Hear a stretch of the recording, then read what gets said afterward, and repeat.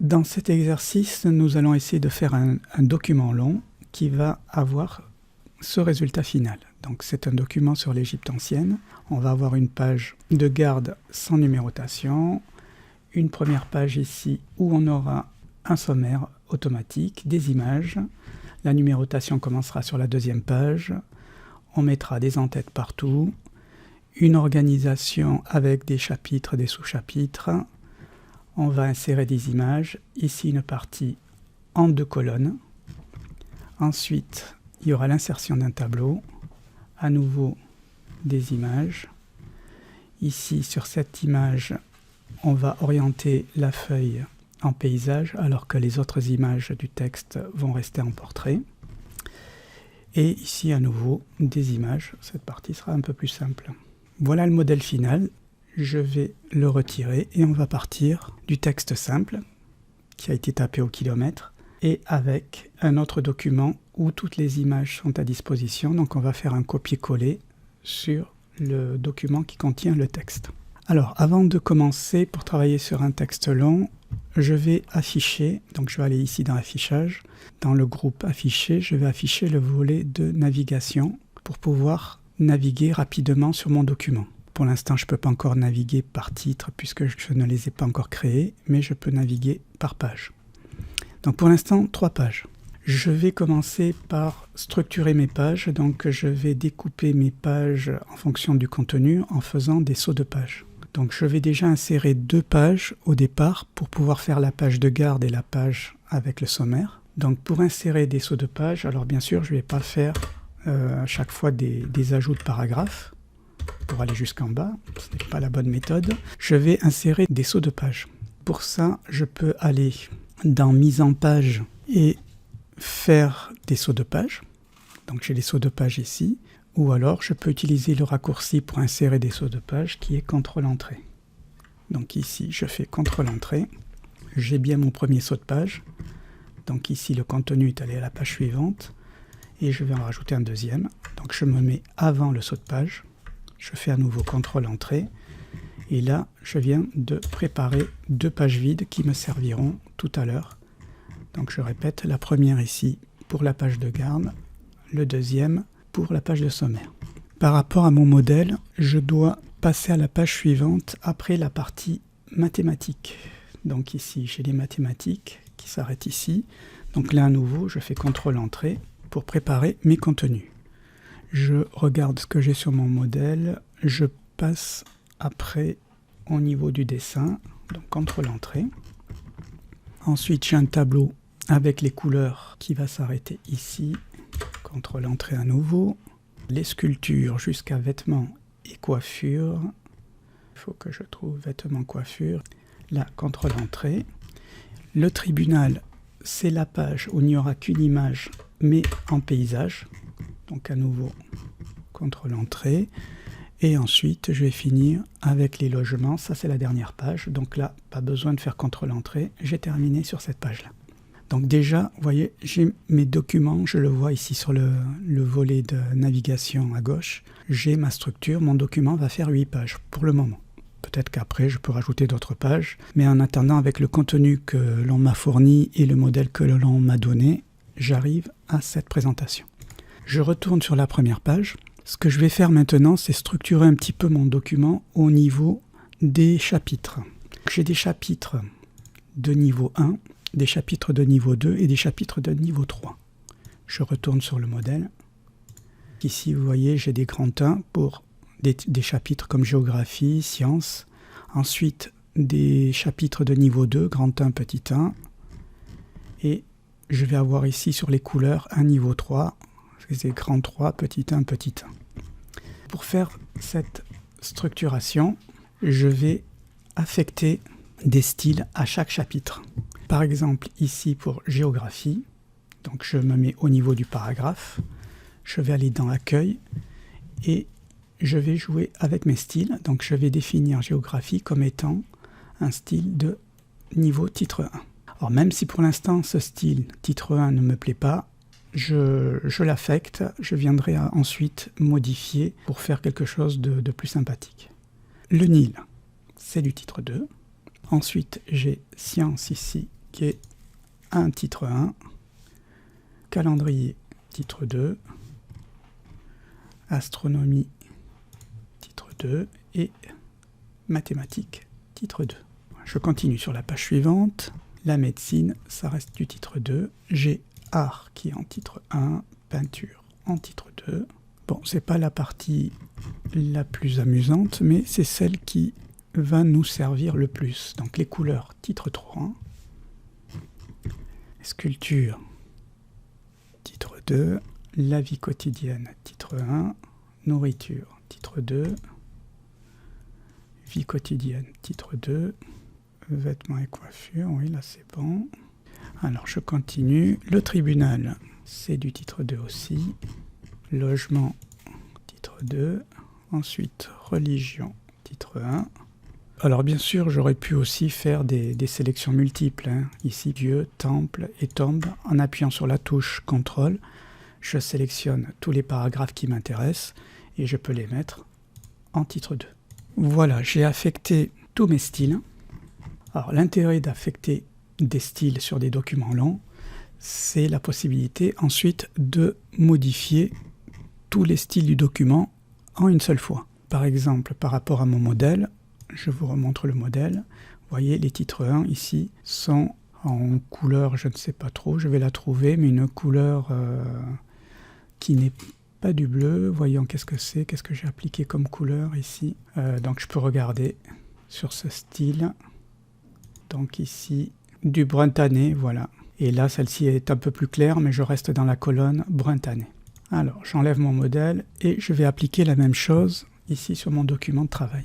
Pour modifier les styles, je ne viens pas sur les éléments classiques, je vais directement sur le style. Donc je fais bouton droit, modifier. Donc ici j'ai les couleurs, je reviens sur mon brun ici pour le texte. Je vais le mettre en plus grand, en 18, en gras. Donc ça c'est bon au niveau du texte. Par contre, j'ai une trame de fond. Donc là, j'ai les éléments de base, c'est-à-dire la taille des caractères, les couleurs, les alignements gauche-droite, justifié, centré. J'ai l'espacement. Mais si je veux modifier d'autres formats, j'ai ici le bouton format et je retrouve tous les éléments. Donc police, paragraphe, tabulation, bordure et trame, c'est ça qui m'intéresse. Donc je clique sur bordure et trame et je vais sur trame de fond. Et là, je peux choisir ma couleur de remplissage. Donc je reste dans les bruns et je prends cette couleur. Je pourrais éventuellement y mettre une bordure. Allez, je vais changer un peu mon modèle. Je prends une bordure un peu plus foncée que je mets en bas et je fais OK pour valider. Je vois le résultat. Si ça me convient, je valide. Et vous avez vu que sur tout mon document, tous les styles de titre 1 ont pris les modifications que je viens d'effectuer. Donc je le vois ici sur ma navigation. Donc je vais faire la même chose pour le titre 2. Donc là, je vais juste mettre des couleurs, la couleur en brun, sans mettre de trame de fond. Donc je clique sur le style pour pouvoir l'activer et je vais le modifier. Donc là, allez, je le mets en 14, en gras, et je prends la couleur brun. Je valide. Et tous mes titres 2, maintenant, ont pris les modifications. Il m'en reste un, c'était au niveau du tableau, donc je peux cliquer directement sur la feuille 5. Voilà, et j'ai les couleurs ici qui sont en titre 3. Donc je vais les modifier également. Je laisse en 12, en gras, en brun, et c'est tout. Je valide. Je peux revenir sur la première feuille.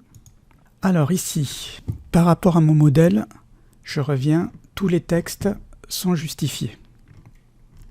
Donc là aussi, je ne vais pas à chaque fois sélectionner tous les paragraphes et les justifier. Je vais cliquer sur un des paragraphes et je vois que le style du paragraphe, c'est du style normal. Donc je vais directement modifier le style normal. Je fais bouton droit, modifier. Et ici dans le paragraphe, qui est actuellement aligné à gauche, je vais cliquer sur justifier. Je valide. Voilà. Et tous les textes de mon document sont justifiés. Je viens de modifier le style par défaut de normal, qui était aligné à gauche, en justifié. Alors maintenant, mes styles sont définis, que j'ai modifié la présentation. Je vais numéroter aussi mes chapitres. Pour ça, je vais cliquer sur un des styles, peu importe, le 2, le 1, et je vais aller dans le groupe paragraphe, et ici je vais avoir la commande liste à plusieurs niveaux. Je clique dessus, et je vais choisir une numérotation. Alors attention, pas ce type de numérotation. Ici j'ai une numérotation manuelle, j'ai juste les numéros. Par contre, si je vais dessous, vous voyez, j'ai la même numérotation, mais associée au titre. Vous voyez, le grand 1 est associé à titre 1, le grand 1 petit 1 à titre 2, et ainsi de suite. Donc si je clique ici, dessus, automatiquement, j'ai tous mes styles qui sont numérotés. Et là, aucun problème, tout est numéroté dans l'ordre, puisque la numérotation se fait en fonction de la hiérarchie des styles. Par exemple, ici, si astronomie, je veux le changer en titre 1, je clique dessus, et vous voyez qu'il est renuméroté automatiquement.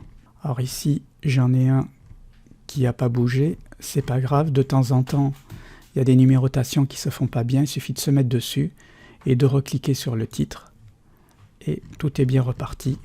De temps en temps, il y a des petits bugs, mais il suffit de se positionner sur le titre et de recliquer dessus. Si vous voulez une numérotation spéciale, c'est-à-dire que le grand 1, petit 1 ne vous convient pas, vous retournez ici et vous pouvez définir une liste à plusieurs niveaux vous-même. Je clique dessus et vous avez ici tous les niveaux. Donc je clique sur le niveau 1 et ici je peux choisir le type de numérotation que je souhaite. Là j'avais des grands 1, mais ça peut être des grands A, grands B. Je peux aller sur le numéro 2 et prendre des petits a, petits b, et ainsi de suite. Et le numéro 3, et continuer. C'est vous qui définissez pour chaque niveau le type de numérotation que vous voulez affecter. Donc j'annule. Vous venez donc ici dans liste à plusieurs niveaux. Soit vous sélectionnez une numérotation qui vous intéresse, attention, bien associée à des titres, hein, pas celle-ci, automatiquement celle-ci. Ou alors vous pouvez aller définir une nouvelle liste à plusieurs niveaux, vous-même, ici. Et vous prenez les niveaux, un par un, et vous affectez la numérotation que vous voulez. Voilà. Après, on peut aller plus loin en gérant les alignements, les écarts, etc. Bon, ben là, on va pas s'embêter. Moi, la numérotation qui est définie ici par défaut me convient bien. Hein. C'est une numérotation classique, et on se repère bien avec ce type de numérotation. Pour la numérotation, tout s'est fait automatiquement. Et si je change de numérotation en cours de route, pas de problème. Si ici je viens sur celui-là et je lui dis que c'est du titre 2, vous voyez qu'automatiquement les autres se sont renumérotés. Et là, s'il y en a qui ne bougent pas trop, on reclique dessus et tout se met à jour. Donc tout est bon, sinon je reviens là et je remets du titre 1 et c'est reparti, 3, 3, 1. Et pour lui, je reclique et tout le monde a suivi la numérotation. Vous avez vu quand il y a un petit bug, quand le suivant ne suit pas, justement, vous vous mettez dessus et vous recliquez sur son style et tout se recale automatiquement. Maintenant que la numérotation est faite, je peux faire mon sommaire puisque j'ai tous mes chapitres, j'ai ma numérotation qui est faite, donc je vais venir sur la page 2, je vais faire quelques petits paragraphes et ici au milieu, je vais rajouter mon sommaire. Donc le sommaire va se faire maintenant de façon automatique. Je vais aller dans l'onglet références. Je vais aller dans, ici tout à fait à gauche, dans le groupe table des matières et table des matières. Je clique dessus et j'ai des tables des matières toutes prêtes qui sont prédéfinies.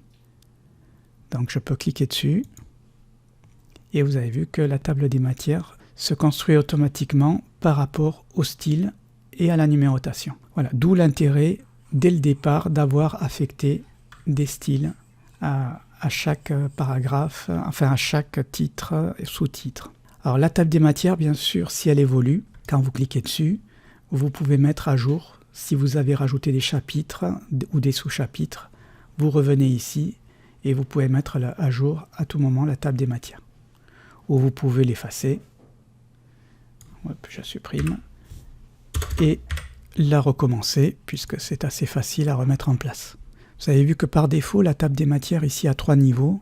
Si vous en voulez plus ou moins, vous pouvez aller dans table des matières personnalisées ici, et vous pouvez paramétrer. Vous voyez, par exemple, je peux afficher moins de niveaux, ou plus de niveaux. Voilà, vous pouvez changer les points de suite. Là actuellement c'est des points, mais vous pouvez mettre des tirets, des soulignés, comme pour les tabulations. Voilà, et après vous pouvez encore personnaliser en prenant des modèles. Voilà, il y a des modèles tout prêts. Je vais rester sur du classique ou je vais annuler. Vous avez des options, donc ça aussi on peut aller très loin dans la personnalisation. Pour l'instant on va faire simple. On va prendre le modèle par défaut, qui est très bien.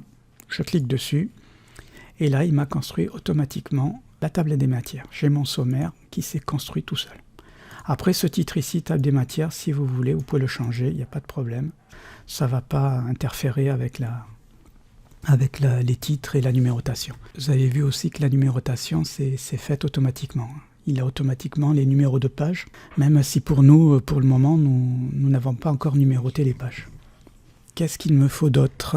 Je regarde mon modèle, je le reprends ici. Il faudra insérer des images. On a déjà fait pas mal de choses. Je vais garder les images pour la fin, donc je vais continuer. Je vais déjà faire les en-têtes et la numérotation. Les en-têtes et numérotation, comme ça se répète sur toutes les pages, on va agir sur l'en-tête et le pied de page. Pour la numérotation, je vais me mettre sur n'importe quel pied de page, donc je double-clique ici. Donc pour basculer d'un pied de page ou sur le corps du document, je double-clique. Oui, je double-clique pour revenir. Je me mets ici au niveau de la partie grise de la marge, en bas de mon document, je double-clique et je rentre dans le pied de page, ou dans l'en-tête d'ailleurs. Ça active les deux en même temps. Donc là, je vais insérer ma numérotation. Donc je vais venir dans numéro de page, je vais aller en bas de page, je vais descendre et j'ai quelque chose qui correspond à ce que j'ai sur mon document, qui est ce cercle avec la numérotation à l'intérieur. Je clique dessus. Sur mon modèle, le rond est à droite, donc je peux cliquer sur la zone de texte qui contient la numérotation. Alors attention, pas sur le numéro. Vous avez deux éléments, hein. Vous avez une zone de texte ici où il y a le numéro et une zone de texte où vous avez le cercle. Donc je prends un bord de ma zone de texte, alors pas les ronds puisque les ronds ce sont les poignées qui permettent de redimensionner le cercle. Donc je prends une partie où j'ai les 4 petites flèches, je clique dessus et maintenant je peux déplacer mon cercle. Et évidemment ça a déplacé toutes les numérotations. Voilà pour ma numérotation. Je m'occuperai plus tard aussi de la numérotation qui commence à 1 sur la deuxième feuille, ce qui n'est pas le cas pour le moment. Ensuite, je vais aussi, comme sur mon modèle, mettre donc l'en-tête. Je vous remontre le modèle. Vous voyez ici, j'ai deux éléments, j'ai une image et du texte. Alors, pour aligner correctement, je vais utiliser un tableau avec 2 colonnes pour gérer les 2 éléments.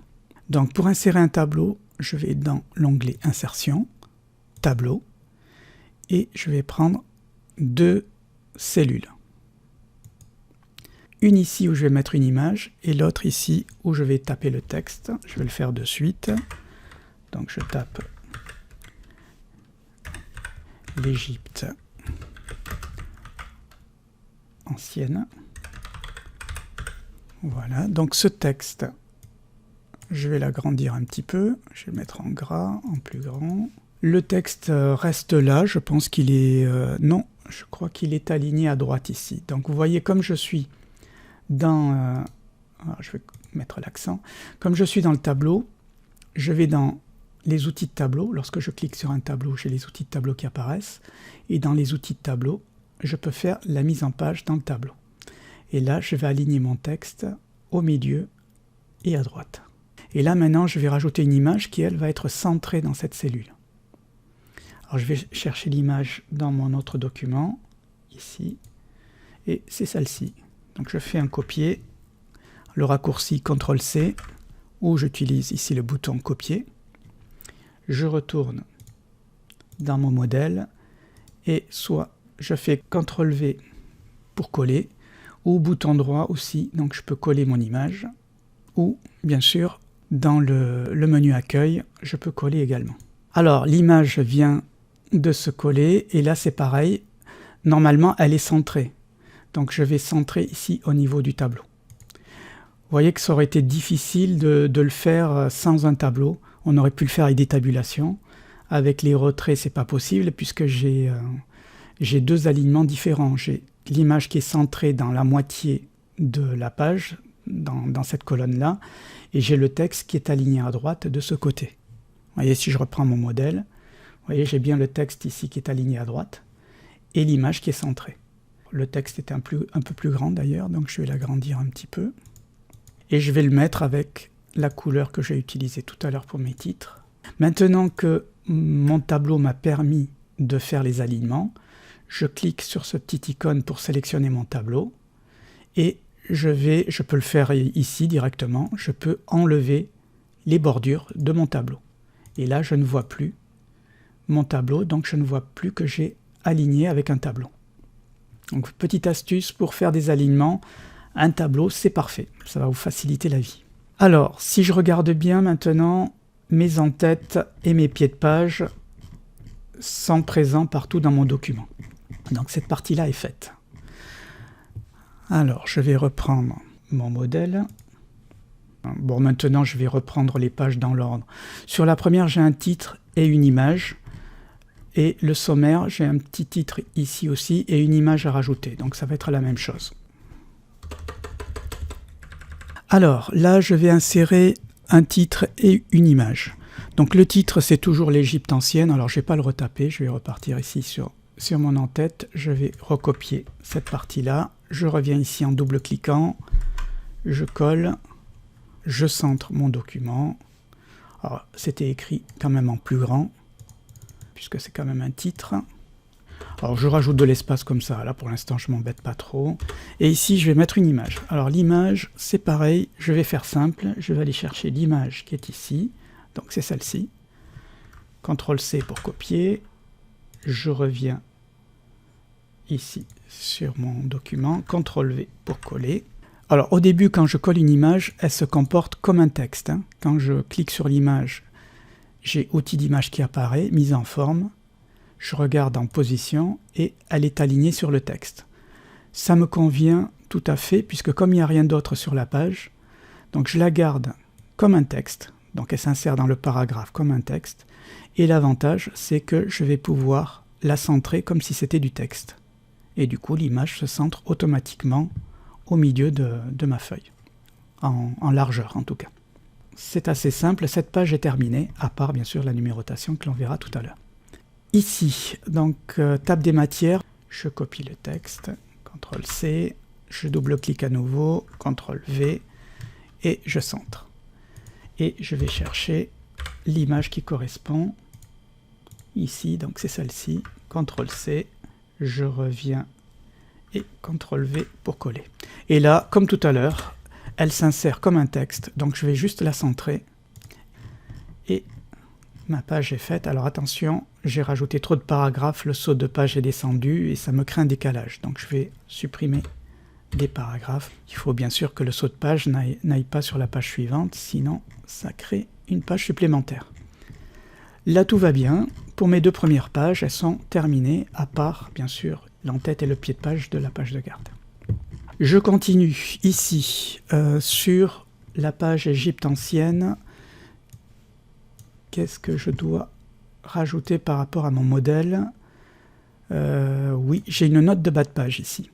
Il faut que je récupère le Nil, que je mette un exposant, enfin c'est un petit exposant, petit 1 pour indiquer que j'ai un renvoi en pied de page pour expliquer ce qu'est le Nil. Pour ça, je vais sélectionner ici le Nil. Bon, je peux double-cliquer dessus. Et je vais aller dans l'onglet Références et j'ai inséré une note de bas de page. Je clique dessus. Il me crée effectivement le petit 1 et j'ai le renvoi ici. Et je peux maintenant écrire donc, fleuve d'Afrique d'une longueur d'environ 6700, il faut être précis, kilomètres. Je peux rajouter autant de notes de bas de page que je le souhaite. Si je peux par exemple prendre ici Nocturne, si je fais insérer une note de bas de page, il fait ce coup-ci un petit 2, il gère la numérotation et il me le met à la suite. Et là, je peux écrire ce que je veux. Pour supprimer une note de bas de page, attention, il ne faut pas la supprimer ici directement dans le bas de page. Il faut sélectionner ce qu'on appelle l'appel de notes, donc le petit 2 qui était ici, et c'est ce petit 2 qu'il faut supprimer. Et lorsque je supprime le petit 2, j'enlève automatiquement le renvoi, la note de bas de page. Donc ne pas supprimer ici, mais il faut supprimer ce qu'on appelle l'appel de notes. Voilà pour la note de bas de page. Qu'est-ce que j'ai à la suite? J'ai deux choses. J'ai à la fois une image et j'ai cette partie-là qui est sur 2 colonnes. Je vais commencer par mettre ici ce texte, ces 3 paragraphes, donc j'ai bien 1, 2, 3 paragraphes, je vais les mettre en 2 colonnes. Alors c'est assez simple, je vais sélectionner les paragraphes, donc je me mets dans la marge et je sélectionne mes 3 paragraphes et je vais aller dans mise en page. Et là, dans le groupe mise en page, j'ai la commande colonne. Et je peux choisir le nombre de colonnes pour les paragraphes sélectionnés. Donc vous voyez, c'est simple, je prends 2 et automatiquement le texte est divisé en 2 colonnes. Vous avez quelque chose qui apparaît maintenant, qui va nous servir pas mal à partir de maintenant. Ce sont ici les sauts de section. D'ailleurs, j'ai fait un petit espace avant. Et donc ça, c'est le début du saut de section. Et après la colonne, ici, quelque part, je dois en avoir un qui se cache. Voilà. J'ai la fin du saut de section. En fait, Word doit avoir des repères. Vous voyez que ici, le début de la page, on est sur une colonne. Et à partir de là, on est passé sur 2 colonnes. Et à partir d'ici, on est reparti sur une colonne. Donc il faut bien qu'il sache à partir de quel moment on est passé sur 2 colonnes. Donc pour ça, il vient de découper le document en sections. On a un saut de section mais continu, c'est-à-dire qu'il reste sur la même page. Et là aussi, à nouveau, un saut de section continu. Dans chaque section, on peut mettre une mise en forme particulière. Et dans cette section-là, en fait, il vient de mettre une mise en forme avec 2 colonnes. Vous voyez, il faut des repères. Sinon, s'il n'y avait pas ces repères-là, si on les efface, s'il n'y a pas de rupture avant ou après, tout le document, toutes les pages vont passer sur 2 colonnes. Ça, c'est bon. Sur cette partie-là, j'ai bien mes 2 colonnes. Maintenant, je vais rajouter l'image. Je vais me positionner ici devant ce paragraphe. Je vais quand même aller chercher mon image. Voilà, je la récupère. Elle est ici, elle est toute petite. CTRL-C. Je vais la mettre ici. CTRL-V. Elle s'insère, bien sûr, au départ comme un texte. Alors, je vais quand même renvoyer le texte au paragraphe suivant. Je vais même faire un paragraphe intermédiaire. Et vous voyez, le fait d'agrandir, l'image se comporte comme un texte. Elle pousse automatiquement le reste du texte. Allez, je m'aligne à peu près sur la largeur de la colonne. Si on a bien fait nos 2 colonnes, si on a bien mis l'image ici comme un texte, le fait de l'agrandir, alors je pourrais même l'agrandir un peu en hauteur, hein, voilà. Le fait de l'agrandir pousse automatiquement le texte et il va réagencer automatiquement les colonnes. Alors c'était pas demandé dans l'exercice, mais par exemple, vous voyez ici, j'ai au niveau de la colonne, j'ai le texte qui commence ici. Si je veux que ce texte, comme je viens de finir ici ma phrase, la nouvelle phrase commence sur la colonne suivante, je peux également aller dans mise en page. J'avais les sauts de page tout à l'heure, donc saut de page, j'ai aussi un saut de colonne, et ça va me renvoyer le texte à la colonne suivante. Vous voyez, donc si je me positionne ici, je viens là, et, ici, et je peux faire mon saut de colonne. Voilà, donc on peut aussi faire des sauts de colonne pour que le texte se termine bien ici à la fin de la colonne, et le suivant démarre colonne suivante. Je continue sur la page suivante. J'ai un tableau. Alors ici, il faut faire un tableau, donc j'ai ce tableau à faire avec des couleurs.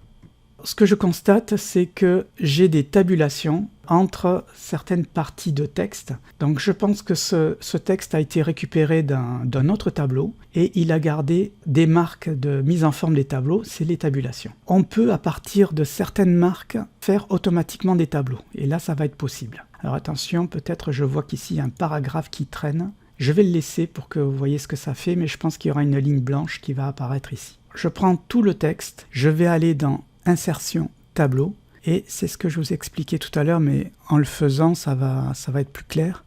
Je peux convertir le texte en tableau. Mais pour ça, bien sûr, il me faut des séparateurs, d'où la présence des tabulations ici. Alors je viens là, convertir le texte en tableau, et là, il me demande à partir de quoi je sépare le texte. Donc je vais séparer le texte au niveau des... j'ai vu des tabulations ici. Alors souvent, il y a des points-virgules aussi, ou alors je peux lui indiquer le séparateur que je veux. Là, c'est des tabulations. Je fais OK, et voilà, on a de la chance, effectivement, ça correspondait bien. Les tabulations correspondaient à des colonnes de tableau. J'avais le paragraphe de tout à l'heure en plus, qui m'a généré ici une ligne blanche, mais c'est pas grave, je vais la sélectionner, là dans la marge. Je vais faire bouton droit pour supprimer la ligne. Voilà, mon tableau, c'est pratiquement fait automatiquement. J'ai des couleurs à faire par ligne, donc on va le faire rapidement. Quand je suis dans un tableau, je sélectionne les outils de tableau. Là, j'ai mes trames de fond. Donc pour le premier, c'était ça, avec du texte blanc. Donc je vais repartir sur l'accueil. Je prends un texte en blanc, en gras et en plus grand. Je vais aligner le texte. Donc je reprends la partie outils de tableau, mise en page et les alignements de tout à l'heure. Vous voyez ici, tout ça me permet d'aligner rapidement du texte dans les tableaux. Alors pour le reste, c'est assez simple, je dois faire des couleurs par ligne. Donc la première est en blanc, la deuxième ici, alors je retourne dans outils de tableau création, là ça va être du bleu clair. Ici, je sélectionne ma ligne, c'est du jaune. Ici, c'est un gris. Ici, c'est du rouge. Donc mais on va garder des couleurs pastel, sinon on voit pas bien le texte. Et là, du vert. Voilà, par exemple. Le texte est déjà justifié, c'est parfait. Et ici, tout ça est en plus grand. Donc déjà, je vais aller dans Outils tableau, mise en page. Et je vais centrer à gauche le texte.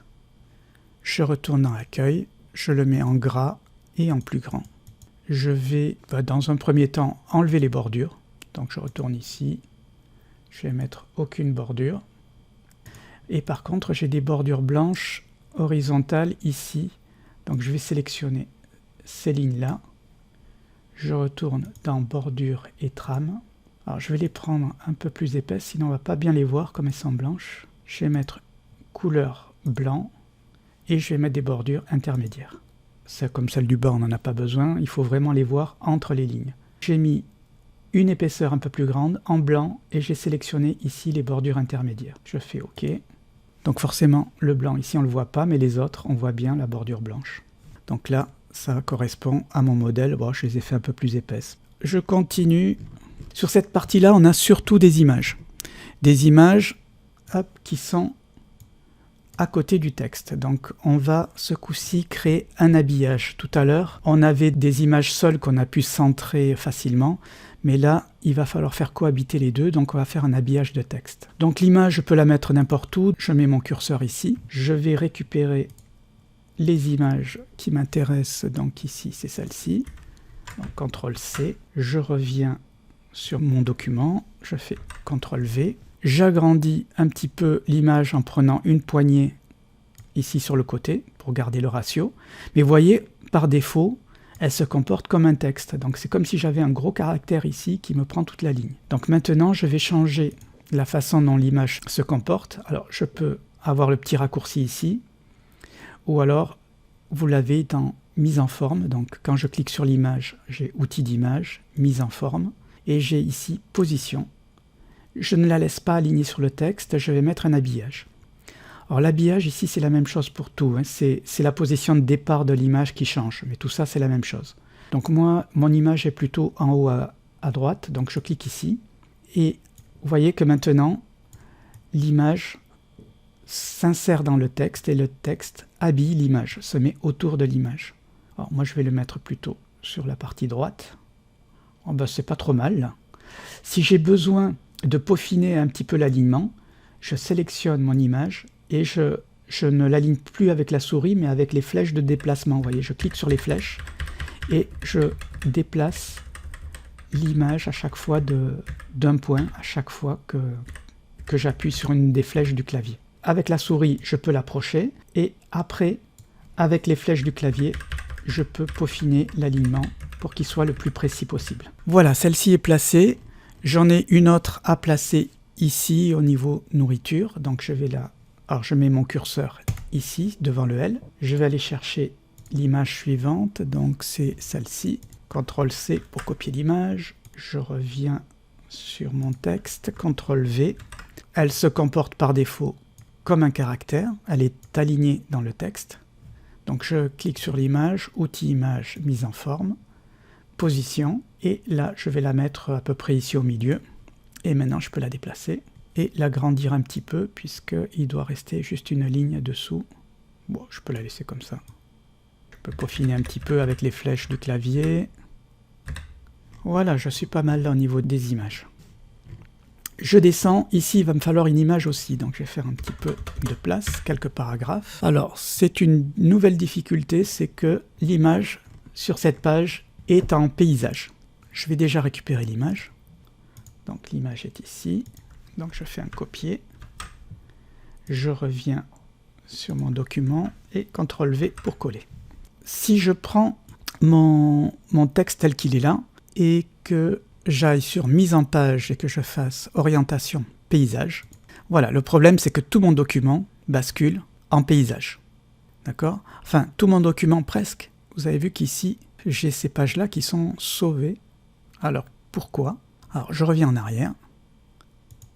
Elles sont sauvées parce qu'en fait, quand j'étais ici, au niveau de mes colonnes, j'ai des sauts de section qui m'ont découpé mon document en plusieurs sections. Vous voyez, avant cette section-là, je regarde ici dans ma barre d'état, en bas, je suis dans la section 1. Vous voyez ici en bas, à gauche, section 1.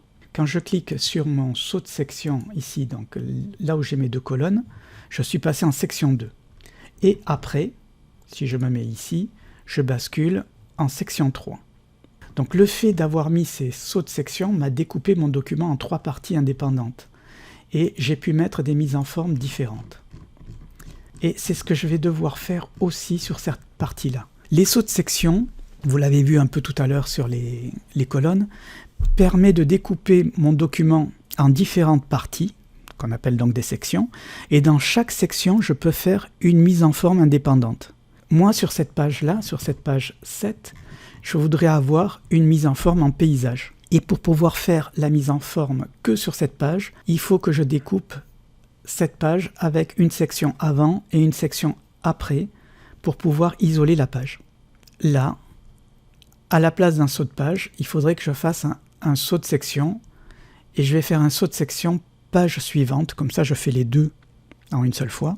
Ça sert à rien que je laisse un saut de page tout seul et un saut de section continu. En fait, je vais mettre ici un saut de section page suivante qui va me découper le document à ce niveau-là. Et ici, pareil, à la place de ce saut de page, je vais mettre un saut de section page suivante aussi. Du coup, je vais encore découper le document avec une autre section. Ce qui va me permettre d'isoler la page 7 ici et d'appliquer la mise en forme en paysage sans que tout le document bascule en paysage. Alors par exemple ici je vais le faire en 2 temps. Je fais entrée, bon tant pis, pour l'instant le paragraphe est passé ici, mais je vais le remonter en suivant. Donc je me mets ici, et c'est comme tout à l'heure pour les sauts de page, les sauts de colonne, je vais à nouveau dans mise en page ici. Donc j'ai saut de page, saut de colonne, et vous voyez ici plus bas j'ai des sauts de section. Le saut de section continu, vous avez vu on l'a utilisé tout à l'heure pour les colonnes. Le saut de section continue en fait reste dans la même page. Moi je veux faire une page suivante, donc je vais faire un saut de section, page suivante. Il fait à la fois le saut de section et le saut de page. Donc je clique ici, il m'a bien fait ici un saut de section, page suivante. Donc du coup je vais enlever le saut de page, je fais retour arrière, voilà. Ma première rupture elle est ici, j'ai un saut de section plus un saut de page. Donc ici si je regarde bien, j'ai une section 3, et si je viens là, j'ai maintenant une section 4. Voilà. Par contre, toutes les pages suivantes ici sont dans la même section. Ça veut dire que ici, si je fais mon orientation paysage, vous voyez que ça s'est arrêté ici à cette section, mais la dernière page est dans la même section, donc c'est mis en paysage aussi. Donc il faut que je fasse une rupture après aussi. Donc je reviens en arrière. Je vais faire, alors je peux supprimer le saut de page ici, allez hop, je le fais tout de suite. Et ici, je vais faire à la fois un saut de section et un saut de page. Donc je viens là, je fais saut de section, page suivante. Ce qui fait que j'ai à la fois un saut de section et un saut de page. Donc vous voyez, j'ai un saut de section ici et un saut de section là. Donc j'ai découpé mon document en plusieurs sections.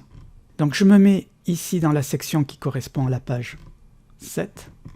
Donc je me mets là. Et maintenant, si je fais orientation paysage, il n'y a que cette section qui est en paysage. Vous voyez, pour les documents longs, on a besoin de découper en sections pour pouvoir faire des mises en forme différentes sur certaines pages. Donc maintenant, je peux prendre mon image, l'agrandir. Et là, donc j'ai ici un saut de section qui veut dire que tout ce qui est au-dessus est en portrait. À partir de cette section et jusque-là, c'est en paysage. Et à nouveau, à partir de ce saut de section, on repart en portrait. Je vais juste finir parce que ça, c'est la partie facile. Ici, j'ai juste des images à rajouter. Je reviens sur mon modèle, donc je viens de terminer cette partie-là. Et ici, j'ai 2 images à rajouter, donc ça, on sait faire. Je vais juste le terminer, donc je vais me positionner par exemple là. Je vais aller chercher l'image qui correspond à côté, donc ici, et j'ai cette image-là. Donc CTRL-C, je reviens ici, et CTRL-V. Alors l'image, à nouveau, je vais la mettre dans le texte, donc je clique sur l'image, outils d'image, et je vais aller dans position, et je vais créer un habillage, donc en haut ici, et je vais pouvoir positionner mon image, la redimensionner si c'est nécessaire, et la positionner avec les flèches pour que ce soit plus précis. Bon, sur les dernières versions de Word, vous avez vu que vous avez un assistant visuel, voilà, qui vous positionne les lignes pour vous dire si vous êtes bien aligné. Alors, il me faut ça aussi, une dernière image sur temple ici. Alors, je vais aller la chercher. Donc, c'est celle-ci. CTRL-C. Je reviens sur mon modèle. CTRL-V. Je l'agrandis un petit peu. Et outils, image, mise en forme. Et à nouveau, habillage. Et je vais la positionner au niveau temple. Alors, je laisse la première ligne. J'agrandis un petit peu. Au niveau des images, tout est fait. Vous voyez mon document, je peux le voir sur le côté, commence à ressembler à quelque chose. Alors n'oubliez pas qu'on a fait aussi la numérotation. Donc maintenant, si je vais dans titre, ici je peux aussi naviguer dans mon document avec les titres, un peu comme le sommaire. Donc quand j'ai un document très long avec beaucoup de sous-parties, je peux naviguer directement ici, ou alors par page. Et là, j'ai un visuel de ce qui se passe. Alors justement, revenons sur la première page. Et ici, on a notre pied de page et notre en-tête qui nous pose problème puisque je n'en ai pas besoin sur la première page. Vous voyez, ici, je ne les ai pas, là non plus. Et la numérotation commence à partir de la deuxième. Alors, c'est la dernière partie qui nous manque. Et il faut donc rendre les en-têtes et pieds de page indépendants parce que si je viens ici et que je supprime le 1 là, automatiquement, je le supprime partout. Donc pour ça, il faut que je puisse le supprimer ici, sans que ça le supprime dans toutes les autres pages. Alors, tout à l'heure, on a vu que, justement, si on voulait rendre indépendant une partie du document par rapport à l'autre, le seul moyen, c'était des sauts de section. Mais, par défaut, même si on a fait des sauts de section, les en-têtes sont quand même, les en-têtes et les pieds de page sont liés à la section. Alors, on va faire 2 choses. Dans un premier temps, on va créer une section pour créer une rupture entre la première page et les autres. Et ensuite, on va enlever la liaison automatique entre l'en-tête, le pied de page de la première page et les autres. Je vais vous montrer ça, ça va être plus simple. Dans un premier temps, ici, donc, je vais faire mon saut de section. Alors, je vais me mettre là, comme tout à l'heure. Je retourne dans mise en page, saut de page, et là, je vais avoir saut de section, page suivante. Donc plus besoin de mon saut de page, ici je l'enlève, puisque là j'ai à la fois un saut de section et page suivante, donc un saut de page. Donc toujours pareil, si j'enlève ici, donc je double-clique pour aller dans le pied de page, si je clique ici et que je supprime, ça l'enlève toujours partout. Je clique ici et dans les outils, donc quand je suis dans le pied de page, j'ai bien des outils en tête et pied de page. Dans ces outils-là, je dois délier les sections qui sont liées entre elles. Mais le problème, c'est qu'ici, je ne suis pas allé dans le bon pied de page, puisque les pieds de page sont toujours liés à la section précédente. Donc, je suis dans la section 1, donc je n'ai pas de section 0, je n'ai pas de section précédente. Donc, vous voyez, parce que Ce que je cherche, c'est ici, vous voyez, il y a marqué lié au précédent dans navigation. C'est grisé puisque je suis dans la section 1 et je n'ai pas de section précédente. Donc c'est bien que je me sois fait piéger. Par contre, la section 2 est forcément liée à la précédente. Et d'ailleurs, c'est coché ici, enfin c'est entouré. Comme la section 2, par défaut, est liée à la précédente, elle prend exactement la même mise en forme que la précédente. Elle est dépendante de la section précédente. Donc si dans la section précédente, il y a une numérotation ici, celle-ci aura aussi une numérotation. Si je viens ici que je supprime la numérotation, automatiquement, elle est supprimée. Je remets. Pour éviter ça, je me mets dans la section 2 et je vais enlever son lien avec la section précédente. Je décoche. Et du coup, maintenant, elle n'est plus entourée. Bon, sauf quand je reviens dessus, mais sinon, elle est bien déliée. La première étape, c'est de créer un saut de section. Pied de page et les en-têtes des sections sont liés entre elles. Du coup, ça garde la numérotation, ça garde la mise en forme. Si vous ne déliez pas ici les pieds de page et les en-têtes de page à la section précédente, vous aurez toujours la même chose. Là, je viens de délier. Du coup, cette section n'est plus liée à la précédente. Donc tout ce que je vais faire ici maintenant ne sera plus relié à celle-ci. Donc je peux venir ici. Maintenant, je supprime la numérotation ici. Et vous voyez que le numéro est toujours là. Tous les autres sont toujours là. Alors vous allez me dire, c'est pas encore numéroté à 1. Mais ça, maintenant, il va falloir s'occuper de la renumérotation. Je vais faire la même chose maintenant pour l'en-tête. Vous voyez que si je viens dans l'en-tête ici et que je supprime le tableau, il est également supprimé ici. Il faut que je fasse la même étape. C'est-à-dire que je me mets sur l'en-tête ici. L'en-tête aussi est liée au précédent. Donc c'est exactement la même technique.